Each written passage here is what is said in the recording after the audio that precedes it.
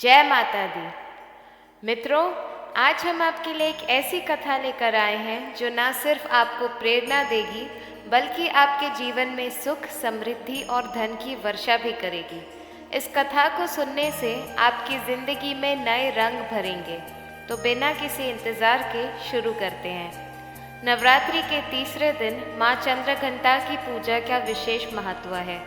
इस दिन की अर्चना से आपको शांति और सुख भाग्य प्राप्त होता है। माँ के मस्तक पर घंटे की आकार का चांद है, इसी वजह से इन्हें चंद्रघंटा कहते हैं।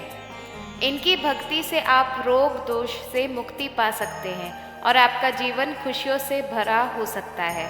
अगर आप नवरात्रि के दौरान व्रत रख रहे हैं तो इस कथा का श्रवण आपके लिए अनिवार्य है। इस कथा के साथ मंत्रों का जाप भी करके आप अपने आत्मा को और भी मजबूत बना सकते हैं, जो आपको जीवन की कठिनाइयों से निकलने में मदद करेगा।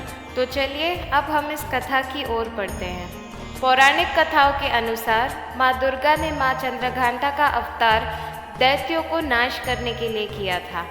उस समय महिषासुर का युद्ध देवताओं के साथ चल रहा था। महिषासुर देवराज इंद्र का सिंहासन प्राप्त करना चाहता था और स्वर्ग लोक पर राज करने के लिए बेताब था। जब देवताओं को इस बात का पता चला तो वे बहुत चिंतित हो गए। सभी देवता ब्रह्मा, विष्णु और महेश के पास पहुँचे। तीनों देवों की बात सुनकर वे क्रोधित हो गए और उनके क्रोध से एक ऊर्जा का उदय हुआ। उस ऊर्जा से एक देवी प्रकट हुई। देवी को भगवान शिव ने अपने त्रिशूल, भगवान विष्णु ने अपना चक्र, इंद्र ने अपना घंटा, सूर्य ने अपनी रोशनी, शेर और तलवार प्रदान की। इसके बाद माँ चंद्रघंटा ने महिषासुर का वध कर देवताओं की रक्षा की। नवरात्रि के तीसरे दिन माँ चंद्रघंटा की पूजा की जाती है। माँ का ये स्वरूप ममता का प्रतीक है और अत्यंत तेजस्वी और शक्तिशाली माना गया है। उनके मस्तक पर आधा चांद के आकार का घंटा शोभायमान है, इसी कारण उन्हें चंद्रघंटा कहा जाता है। अगर आप ये कथा सुन रहे हैं तो इसे ध्यान से सुनिए, इसे आधा अधूरा छोड़ने की गलती मत कीजिएगा, क्योंकि इस पवित्र कथा को पूरा सुनने से मनचाहा फल की प्राप्ति होगी। इसीलिए इस कथा को ध्यान से सुनिए। आप शिव भक्त हैं तो भोलेनाथ का अनादर कभी ना करें। आइए जानते हैं नवरात्रि के तीसरे दिन की पूजा विधि, भोग, मंत्र, आरती और प्रसाद सहित सभी जानकारी। देवी भागवत पुराण में विस्तार से बताया गया है कि माँ का ये रूप बेहद सौम्य, शांत और सुख समृद्धि प्रदान करने वाला है। माँ चंद्रघंटा की पूजा करने से आपके सुख और भौतिक सुखों में वृद्धि होती है और माँ दुर्गा आपके समाज में प्रभाव बढ़ाती है। कहा जाता है कि नवरात्रि के तीसरे दिन विधिवत से माँ चंद्रघंटा की पूजा करने से आपके आत्मविश्वास में भी वृद्धि होती है। आइए जानते हैं नवरात्रि के तीसरे दिन की पूजा विधि, मंत्र और भोग। माँ चंद्रघंटा का रूप सोने जैसा चमकदार होता है। उनका वाहन शेर है। उनकी 8 भुजाओं में कमल, धनुष, बाण, खड्ग, कमंडल, तलवार, त्रिशूल और गदा जैसे अस्त्र शस्त्र सजे हुए हैं। गले में सफ़ेद फूलों की माला पहने माँ ने अपने मस्तक पर चंद्रमा के साथ रत्न जड़ित मुकुट धारण किया हुआ है। वह हमेशा युद्ध की मुद्रा में रहते हुए तंत्र साधना में लीन रहती है। माँ चंद्रघंटा का भोग लगाने के लिए केसर की खीर या भोग लगाना चाहिए। इसके साथ लौंग, इलायची, पंचमेवा और दूध से बनी अन्य मिठाइयों का भी प्रयोग किया जा सकता है। साथ ही माँ के भोग में मिश्री जरूर रखें और पेड़े का भोग भी लगा सकते हैं। आज का दिन धर्म, ऐश्वर्य, भोग और मोक्ष की अधिष्ठात्री देवी का है। इस दिन माँ दुर्गा ने 9 रूपों में से एक माँ चंद्रघंटा की पूजा की जाती है। आज के दिन माँ त्रिपुर सुंदरी और माँ चंद्रघंटा की कथा सुनने और पूजा तथा व्रत करने से शारीरिक और मानसिक कष्टों से मुक्ति मिलती है। नकारात्मक ऊर्जा को दूर कर माता रानी श्रद्धालुओं की रक्षा करती है। भावनाओं को स्थिर करने से धन और वैभव की प्राप्ति होती है। दुर्भाग्य, निराशा और दुर्बलता जैसे विकार भस्म हो जाते हैं। शांति, मुक्ति और भक्ति जैसे गुण श्रवणकर्ता के तन मन में समाहित होते हैं। मित्रों, माँ त्रिपुर सुंदरी चिंतामणि नामक सिंहासन पर विराजमान होकर श्रद्धालुओं की चिंता को दूर करने वाली मानी जाती है। तो आज मैं आपको गुप्त नवरात्रि में सुनी जाने वाली माँ त्रिपुर सुंदरी और माँ चंद्रघंटा की दुर्लभ और पौराणिक कथा सुनाने जा रही हूँ। आप सभी मित्रों से निवेदन है कि इस कथा को प्रसन्न चित्त और मन से सुने। ओम नमः शिवाय। पौराणिक कथाओं के अनुसार देवी त्रिपुर सुंदरी की उत्पत्ति का रहस्य ये है कि जब माता सती ने अपने देह को अग्नि में भस्म कर दिया था, तब उनके वियोग में भगवान शिव जी विरक्त हो गए थे। उन्होंने ध्यान मगन रहना शुरू कर दिया और अपने संपूर्ण कर्म का परित्याग कर दिया, जिसके कारण तीनों लोकों के संचालन में व्यधि उत्पन्न हो गई। ताड़कासुर ने वरदान प्राप्त किया था कि उसकी मृत्यु केवल शिव के पुत्र द्वारा ही होगी। इसके बाद सभी देवताओं ने भगवान शिव को ध्यान से जगाने के लिए कामदेव और उनकी पत्नी रति देवी को कैलाश भेजा। कामदेव ने कुसुम रास नामक मोहिनी बाण से भगवान शिव पर प्रहार किया, जिससे शिव जी का ध्यान भंग हो गया। शिव जी के तीसरे नेत्र से उत्पन्न क्रोध अग्नि ने कामदेव को जलाकर भस्म कर दिया। रति देवी के विलाप करने पर भगवान शिव ने कामदेव को वरदान दिया कि वे द्वापर युग में भगवान श्री कृष्ण के पुत्र के रूप में जन्म लेगा, और फिर अंतर्ध्यान हो गए।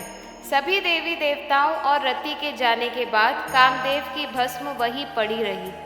एक दिन गणेश जी ने कौतूहलवश उस भस्म से एक पुरुष की आकृति बनाई। थोड़ी ही देर में वे आकृति संजीव होकर कामदेव की तरह सुंदर बालक बन गई। उसे देखकर गणेश जी ने उसे गले से लगा लिया और कहा कि तुम भगवान शंकर की स्तुति करो। उस बालक को सतरुद्र का भी उपदेश दिया। उसका नाम आगे चलकर भंडा पड़ा। भंडा ने श्री गणेश की आज्ञा का पालन किया और भगवान शिव की घोर तपस्या करने लगा। घोर तपस्या से प्रसन्न होकर भगवान शंकर ने उसे वर मांगने को कहा। उसने ये मांगा कि मैं देवता आदि किसी प्राणी से ना मर जाऊं। शिव जी ने उसे मनचाहा वर दे दिया और साथ ही दिया अस्त्र शस्त्र भी। उन्होंने उसे 6000 वर्ष का राज्य भी दे दिया। ये सब देखकर ब्रह्मा जी ने पहले उसे भंडा कहा था, तभी से उसका नाम भंडा पड़ा। साथ ही शिव के क्रोध से उत्पन्न होने के कारण भी उसे भंडा कहा गया। वे तमोगुण संपन्न था। मित्रों, भंडासुर के वरदान मिलने की बात थोड़े ही समय में संपूर्ण भावनाओं में फैल गई। दैत्य के पुरोहित शुक्राचार्य जी ये समाचार प्राप्त करके भंडासुर के पास आए और नगर को फिर से उज्जवल बनाने की अनुरोध किया। तब भंडासुर ने वहां से सभी देवताओं को भगा दिया। भंडासुर ने स्वर्ग लोक पर राज्य प्राप्त करने का मन बना लिया था। इसके लिए उसने अधर्म के अंत के लिए युद्ध किया। एक दिन माता पार्वती के पास विशाल रूपी वस्त्र को लेकर भंडासुर पहुंचा। वे उस वस्त्र की अपार सुंदरता के आगे विवश हो गया। वे उसके प्रति आकर्षित हुआ। आगे चलकर भगवान गणेश के उपदेश से भंडासुर ने इस वस्त्र का मनहूस और अमंगल परिप्रेक्ष्य देखकर उस वस्त्र को माता पार्वती को सौंपने का निश्चय किया। तब माता जी ने उसे संपूर्ण वस्त्र देने को कहा और कहा कि इसमें मेरे द्वार का उल्लेख नहीं है, इसलिए तुम इसे अपने पास रख लो। भंडासुर ने यह सुनकर खुशी खुशी उस वस्त्र को माता पार्वती को भेंट कर दिया। ये सुनकर वे और गुस्सा हो गया और उन्हें क्षति पहुंचाने का प्रयास किया। माता पार्वती ने अपने पुत्र गणेश से कहा, तुम इसके समक्ष जाकर अपना स्वरूप प्रस्तुत करो। गणेश जी ने अपनी शक्ति के अनुसार उसे रोकने का प्रयास किया, लेकिन भंडासुर ने गणेश जी को परेशान किया और उसे वहां से भगा दिया। गणेश जी की मां ने क्रोधित होकर कहा कि माँ का अर्चना करना भी तुम्हें नहीं आता, फिर तुम्हें माँ की कृपा कैसे प्राप्त होगी। इसके बाद गणेश जी ने भंडासुर से कहा, तुम तो मेरे प्रयास देखो और मुझ पर बाण चलाओ। भंडासुर ने कहा, ये काम करना तुम्हारा नहीं है, ये केवल मेरे बस का नहीं है। वे सुनकर गणेश जी ने कहा, दुर्भाग्य से तुम मेरे पास आए हो। गणेश जी ने रुद्र बाण का उपयोग किया, जिसे भंडासुर को नष्ट कर दिया गया। अब भंडासुर को नष्ट कर देने के बाद ब्रह्मा जी, विष्णु जी और शिव जी सभी ने देवी शक्ति को प्रसन्न होकर धन्यवाद दिया। माँ चंद्रघंटा की कृपा से देवी शक्ति के अन्य रूप भी प्रकट हुए और सभी ने उनके समक्ष नतमस्तक होकर अर्चना की। मित्रों, नवरात्रि के तीसरे दिन माँ चंद्रघंटा का ये प्रसंग सुनकर मन में नवरात्रि के प्रभाव और शक्ति का अनुभव करें। माँ चंद्रघंटा आपके जीवन में सुख और संपत्ति की वर्षा करेगी। आगे बढ़ने से पहले आप सभी से निवेदन है कि इस कथा को अपने मित्रों और परिवार के साथ साझा करें ताकि सभी को इसका लाभ मिल सके। अब आगे बढ़ते हैं। भंडासुर के साथ युद्ध किया तब भंडासुर ने यक्षमा आदि रोग अस्त्रों का प्रयोग किया। तब परम्बा ने अच्युत आनंद गोविंद नाम स्वरूप मंत्रों से उसका निवारण किया। इसके बाद भंडासुर ने शून्य हिना, हिरण्यकश्यप, रावण, कंस और महिषासुर को उत्पन्न किया। तब ललिता अम्बा ने अपने 10 उंगलियों के नख से वराह, नरसिम्हा, राम, कृष्ण, दुर्गा आदि को उत्पन्न किया। युद्ध के अंतिम चरण में त्रिपुर सुंदरी ने कहा, मैंने स्वरा शस्त्र से भंडासुर का वध किया। और इस प्रकार देवी माँ ने त्रिपुर सुंदरी स्वरूप में प्रकट होकर भंडासुर का वध किया और देवताओं पर कृपा की और उन्हें भय मुक्त किया। इस प्रकार उनका नाम ललिता देवी, देवी ललिता आदि पड़ा। देवी पुराण में शक्ति का वर्णन मिलता है। भगवान शंकर को हृदय में धारण करने पर सती नए मिश्र लिंग धरणीय नाम से विख्यात हुई। ललिता देवी के नाम से पुकारे जाने लगी। एक अन्य कथा के अनुसार ललिता देवी का प्रकट होना तब हुआ जब भगवान द्वारा छोड़े गए चक्र से पाताल समाप्त होने लगा। इस स्थिति से विचलित होकर ऋषि मुनि भी घबरा गए और संपूर्ण पृथ्वी धीरे धीरे जलमग्न होने लगी। तब सभी ऋषि माता ललिता देवी की उपासना करने लगे। उनकी प्रार्थना से प्रसन्न होकर देवी प्रकट हुई और इस विनाशकारी चक्र को थाम लिया। सृष्टि पुनः नवजीवन को प्राप्त हुई। मात्र पूर्ण सुंदरी का वर्णन सुनहरा है और वे लाल रंग के वस्त्र धारण किए हुए हैं। उनके शरीर पर तेज चमकता है, जो उनके द्वारा पहने गए कई तरह के आभूषणों के कारण भी है। उनके सिर पर एक मुकुट है और बाल खुले हुए हैं। भगवान शिव के समान उनके 3 नेत्र हैं। माँ सोडी के 4 हाथ हैं, जिनमें उन्होंने पुष्प रूपी 5 पाद, धनुष, अंकुश और पहंडा पकड़ रखा है। ये कमल के आसन पर विराजमान है। मित्रों, मात्र पूर्ण सुंदरी को कई नाम हैं। इन्हें सुरसी भी कहा जाता है। सुरसी माँ सती का ये रूप 16 वर्ष का था, इसीलिए इनका नाम सोरसी पड़ा। त्रिपुर सुंदरी का अर्थ तीनों लोकों में सबसे सुंदर होने के कारण इन्हें त्रिपुर सुंदरी के नाम से जाना जाता है और इनका नाम राजेश्वरी है। इनका नाम ललिता भी है। इसके अलावा इन्हें लीलावती, कामाक्षी, कामेश्वरी, अंबिका, गौरी आदि नामों से भी जाना जाता है। देवी के आसन को ब्रह्मा, विष्णु, शिव और यमराज अपने मस्तक पर धारण करते हैं। देवी 3 नेत्रों से युक्त और मस्तक पर अर्धचंद्र धारण करती है। देवी त्रिपुरा सुंदरी अपने श्रद्धालुओं की हर प्रकार की मनोकामना को पूर्ण करती है। उनकी हर विपत्ति को दूर करती है और उन्हें अभय प्रदान करती है। कहा जाता है कि देवी त्रिपुरा सुंदरी की पूजा करने से आत्मिक बल, यश और कृति की प्राप्ति होती है। माता की सामान्य पूजा दिन में अभिजीत मुहूर्त में होती है और माँ की तांत्रिक पूजा या साधना निशिता काल में होती है। जय हो माता पराशक्ति, जय हो त्रिपुरा सुंदरी। अपने श्रद्धालुओं का कल्याण करें। ओम नमः शिवाय। मित्रों, अब आइए सुनते हैं माता चंद्रघंटा की कथा।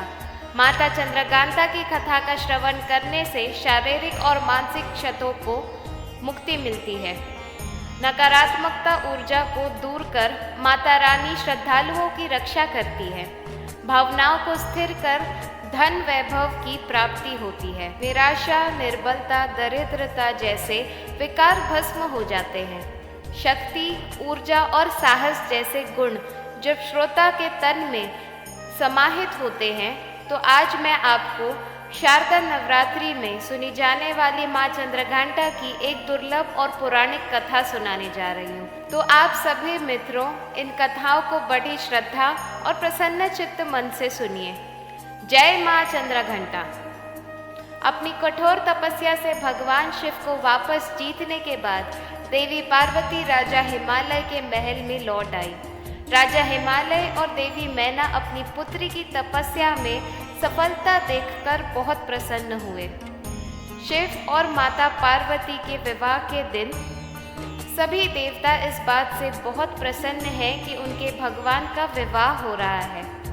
भगवान शिव सभी गण उनकी बारात के साथ राजा हिमालय के महल में गए। भोलेनाथ, जिनका नाम ही शिव है, जो सादगी का उदाहरण है, उन्हें बाहरी दिखावे और औपचारिकताओं की क्या परवाह। वो जैसे थे वैसे ही विवाह के लिए आगे बढ़े। वासुकी और कक्षक जैसे भयंकर सांपों की माला, कंगन, कमरबंद और बालियों के साथ उनके बाल उलझे हुए थे। उनका पूरा शरीर शमशान की राख से ढका हुआ था। उन्होंने अपने 5 सिर प्रकट किए। वो प्रभावशाली, उग्र और तीव्र दिख रहे थे। बारात में राजसी घोड़ों पर सवार अन्य लोगों की विपरीत वो एक बैल पर सवार होकर आए थे।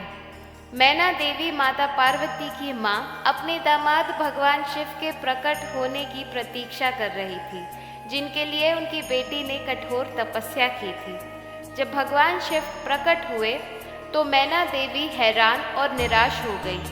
उनका रूप न केवल असामान्य था, बल्कि वे भूत, प्रेत और पिशाच जैसे विचित्र प्राणियों से घिरे हुए थे। भूत, प्रेत और पिशाच जोर जोर से नारे लगा रहे थे। साधु और अघोरी बारात में शामिल होकर इतने उत्साहित थे कि उनकी मर्यादा का कोई ख्याल नहीं था। उनकी खुशी स्पष्ट थी, लेकिन ये दृश्य किसी भी तरह से सुंदर या सुखद नहीं था। इस तथ्य को पचाने में असमर्थ मैना देवी ने सोचा कि उनकी शाही और कोमल बेटी अब अपने पति जैसे स्वभाव वाले व्यक्ति और इन प्राणियों के बीच कैसे रहेगी। मैना देवी अचित हो गई। देवी पार्वती ने शिव तत्व को गहराई से आत्मसात कर लिया था, और जैसा कि हमने उनके ब्रह्मचार्य रूप में देखा, वो सप्त ऋषियों के लिए शैव सिद्धांत की गुरु भी थी। फिर भी अपनी पूरी करुणा के साथ उन्होंने एक माँ के रूप में मैना देवी की दुर्दशा को समझा। वे भोलेनाथ को शांत होने और विवाह के लिए एक सुखद स्वरूप प्रस्तुत करने के लिए मनाने गई। देवी पार्वती ने स्वयं अपने तीव्र रूप से मेल खाने के लिए थोड़ी देर के लिए उग्र रूप धारण कर लिया। उनके 10 हाथों में विभिन्न शस्त्र थे और उनके मुकुट पर एक घंटी के आकार का चंद्र था। देवी के इस रूप को चंद्रघंटा के रूप में पूजा जाता है। माँ के इस रूप ने भगवान शिव के रौद्र रूप को शांत किया और उनके उपद्रवी गणों को वश में किया। चंद्रघंटा के उग्र और तेजस्वी रूप को माना जाता है। शिव से सौम्य रूप धारण करने का अनुरोध किया, जिस पर वो तत्पश्चात सहमत हो गए। उनके अनुरोध पर शिव जी ने अपना भयानक रूप त्याग दिया और भगवान विष्णु को सबसे आकर्षक दूल्हे के रूप में उनका श्रृंगार करने दिया। भगवान शिव के इस रूप में चंद्रशेखर या सुंदर स्वर के नाम से जाना जाता है। देवी पार्वती ने शिव जी के प्रति अपना प्रेम दिखाने के लिए, जिनकी जटाओं पर हमेशा आधा चंद्र रहता है, अपने माथे पर आधा चंद्र सजाया।